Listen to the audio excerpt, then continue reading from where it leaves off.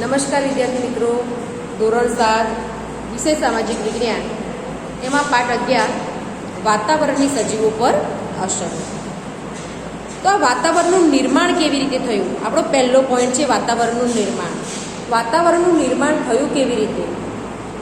તો પૃથ્વી સૂર્યમાંથી છૂટી પડી છે તેવું માનવામાં આવે છે.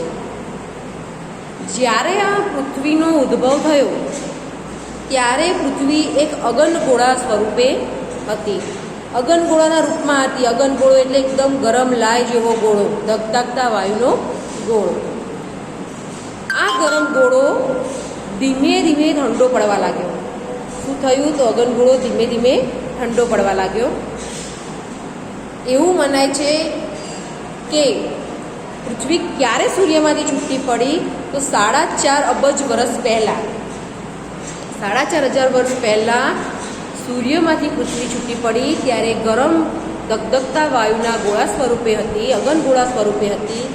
ધીમે ધીમે એનો ભાગ ઠંડો પડવા લાગ્યો. એવું કહેવાય છે એનો ભાગ કેટલો ઠંડો પડ્યો છે? તો માત્ર સફરજનની છાલ જેટલો. તમે સફરજન ખાધેલું છે, એની છાલ છોલો, કેટલી પતલી છાલ હોય છે, તો સફરજનની છાલ જેટલો જ ઠંડો પડ્યો છે. જ્યારે આ પૃથ્વી સૂર્યમાંથી છૂટી પડી, ધીમે ધીમે એનો ભાગ ઠંડો પડવા લાગ્યો, ગોળો ધીમે ધીમે ઠંડો પડવા લાગ્યો, એટલે તેમાં રહેલા જે તત્વો હતા એ પ્રવાહી સ્વરૂપમાં રૂપાંતર પામ્યા, ઘન સ્વરૂપમાં રૂપાંતર પામ્યા અને વાયુ સ્વરૂપમાં રૂપાંતર પામ્યા. તો જે ઘન સ્વરૂપમાં રૂપાંતર પામ્યા તેને આપણે શું કહીશું? મૃદાવરણ કહીશું. જે પ્રવાહી સ્વરૂપમાં રૂપાંતર પામ્યા એને જલાવરણ તરીકે ઓળખવામાં આવે છે, અને જે વાયુ સ્વરૂપમાં રૂપાંતર પામ્યા તેને વાતાવરણ તરીકે ઓળખવામાં આવે છે. આપણે આગળના પાઠમાં ભણી ગયા છીએ મૃદાવરણ, જલાવરણ, વાતાવરણ અને જીવાવરણ વિશે. પાઠ 10ની અંદર આપણે ભણી ગયા છીએ. હવે આગળ વાતાવરણ કોને કહેવાય? વાતાવરણનું નિર્માણ કેવી રીતે થયું એ સમજી ગયા કે પૃથ્વી શેમાંથી છૂટી પડી છે? પૃથ્વી સૂર્યમાંથી છૂટી પડી છે.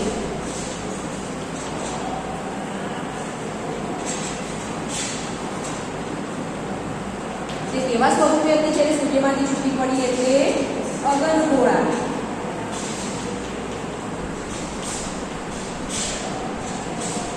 અગનગોળા સ્વરૂપે હતી. જ્યારે પૃથ્વીનો થોડો ભાગ ઠંડો થયો એટલે એનું શેમાં રૂપાંતર થયું? કે તત્વોનું ઘન, પ્રવાહી અને વાયુ સ્વરૂપમાં શું થયું? રૂપાંતર પામ્યું. બરાબર. તો પૃથ્વીનું નિર્માણ આ રીતે થયું. હવે આગળ આપણે વાતાવરણ વિશે જોઈશું કે વાતાવરણ કોને કહેવાય?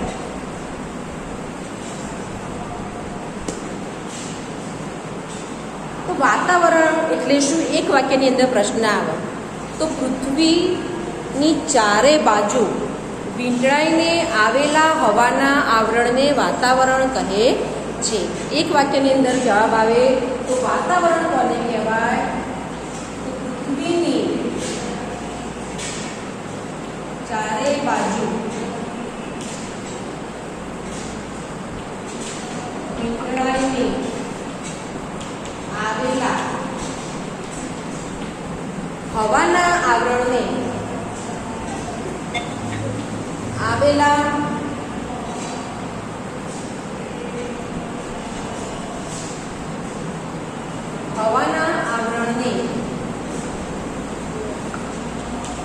વાતાવરણ કહે છે.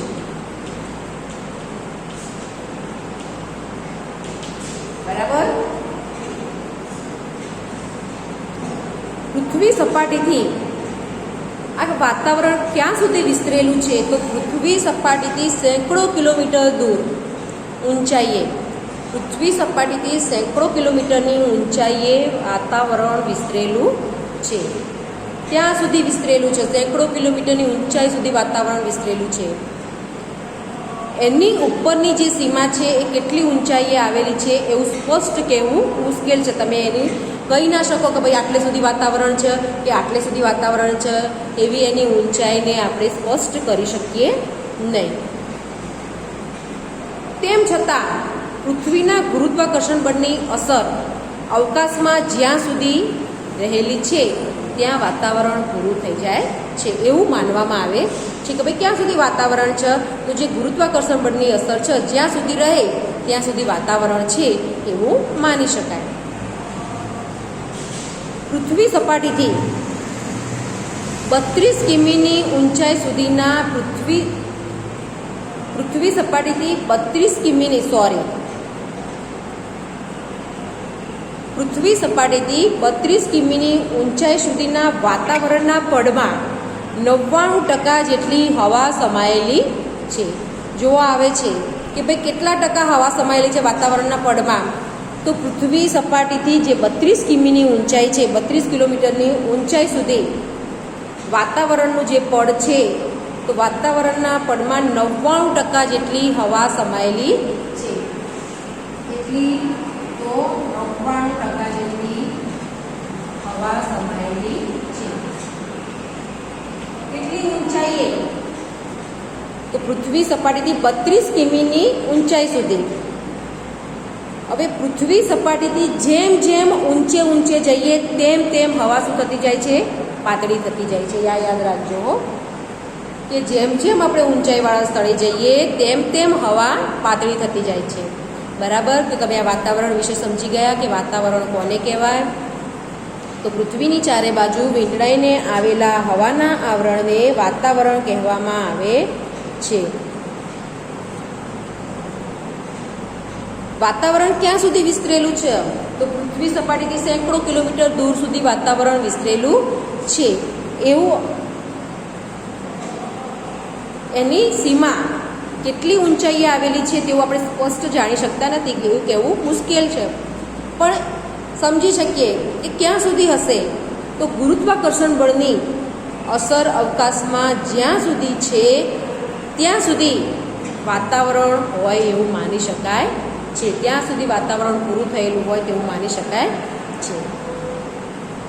પૃથ્વી સપાટીથી 32 કિમીની ઊંચાઈ સુધીના વાતાવરણના પડમાં કેટલી હવા સમાયેલી છે?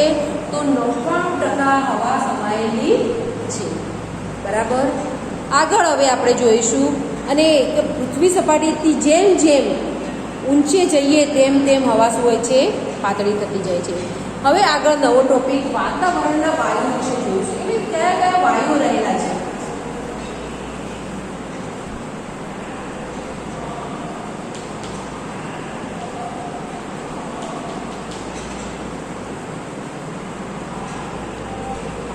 એટલું તો આપણે સમજી શકીએ છીએ કે ભાઈ વાતાવરણ વિના પૃથ્વી પરની જીવસૃષ્ટિનું અસ્તિત્વ અશક્ય છે, કે વાતાવરણ વગર કોઈ પણ જીવસૃષ્ટિ જીવી શકે નહીં.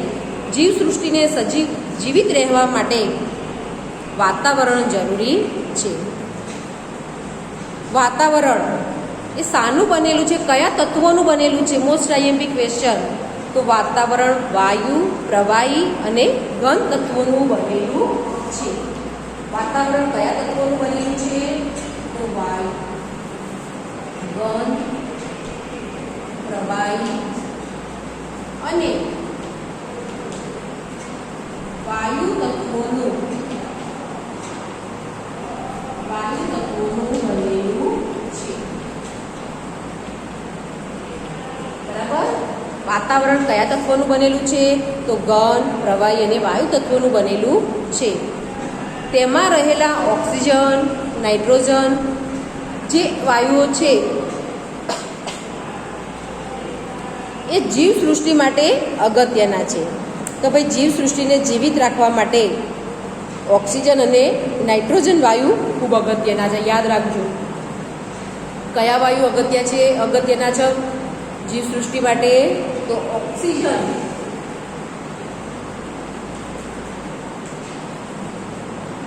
અને નાઇટ્રોજન.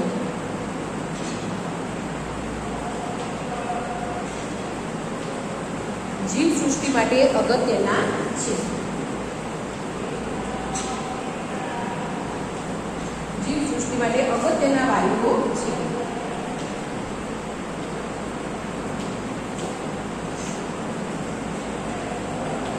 ઓક્સિજન અને નાઇટ્રોજન. આપણે જાણીએ છીએ કે જો આપણને ઓક્સિજન ના મળે તો માણસ જીવી શકે નહીં, એટલે કે કોઈ પણ સજીવ જીવી શકે નહીં.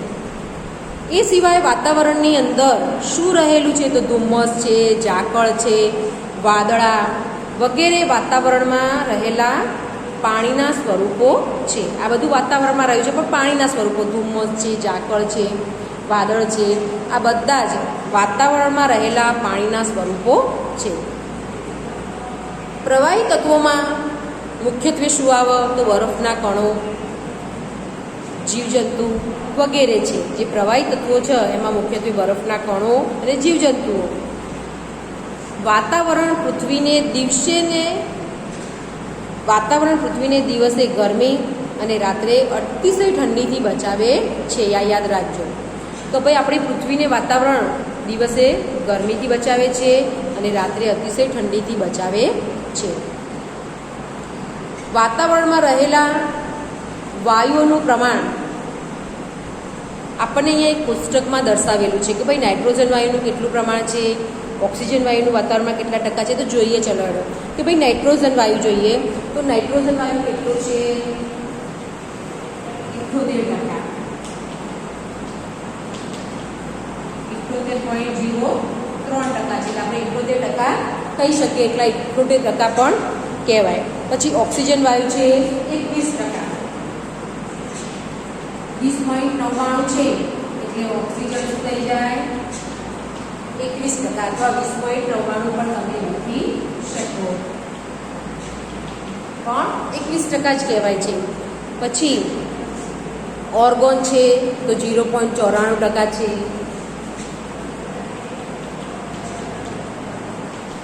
0.94%. કાર્બન ડાયોક્સાઇડ છે તો 0.03%. કાર્બન ડાયોક્સાઇડ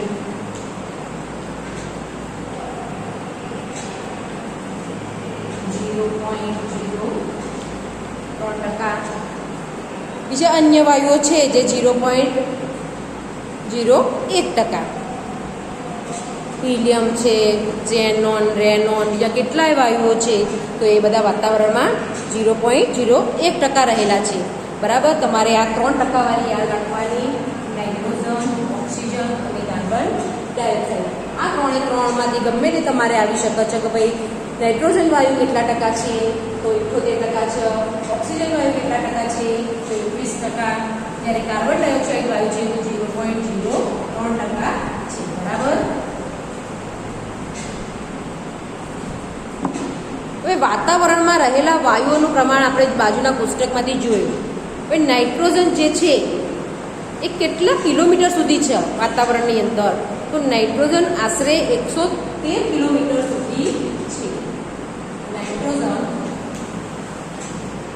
કેટલા ટકા છે? તો 78%. પણ નાઇટ્રોજન વાયુ જે છે એ નાઇટ્રોજન આશરે કેટલા કિલોમીટર વાતાવરણ સુધી જોવા મળે છે?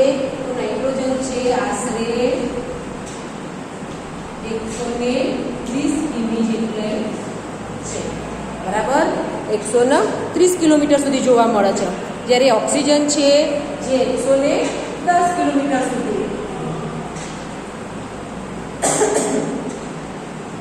ઓક્સિજન આશરે 110 કિલોમીટર સુધી જોવા મળે છે. બરાબર. જ્યારે કાર્બન ડાયોક્સાઇડ છે એ કેટલા કિલોમીટર સુધી જોવા મળે છે? તો એ 20 કિલોમીટર સુધી જોવા મળે છે. કાર્બન ડાયોક્સાઇડ એ 20 કિલોમીટર સુધી જોવા મળે છે વાતાવરણની અંદર. તો ભાઈ નાઇટ્રોજન 130 કિલોમીટર સુધી જોવા મળે છે, ઓક્સિજન 110 કિલોમીટર સુધી જોવા મળે છે, જ્યારે કાર્બન ડાયોક્સાઇડ એ 20 કિલોમીટર સુધી જોવા મળે છે. જ્યારે 130 કિલોમીટરની ઊંચાઈ પછીના વાતાવરણમાં કયા વાયુ રહેલા છે? તો હાઇડ્રોજન અને હિલિયમ. યાદ રાખજો, આ પણ પૂછાઈ શકે કે ભાઈ 130 કિમીથી જે ઊંચાઈએ કયા વાયુઓ રહેલા છે? તો હાઇડ્રોજન, અને વાતાવરણમાં હાઇડ્રોજન અને હિલિયમનું પ્રમાણ વધુ જોવા મળે છે. બરાબર. તો આપણે આજે વાતાવરણનું નિર્માણ વિશે ભણ્યા. વાતાવરણ કોને કહેવાય? વાતાવરણમાં રહેલા વાયુ વિશેની વાત કરી. નવો નવો ટોપિક જે છે એ આપણે પછીના વિડીયોમાં જોઈશું. Thank you.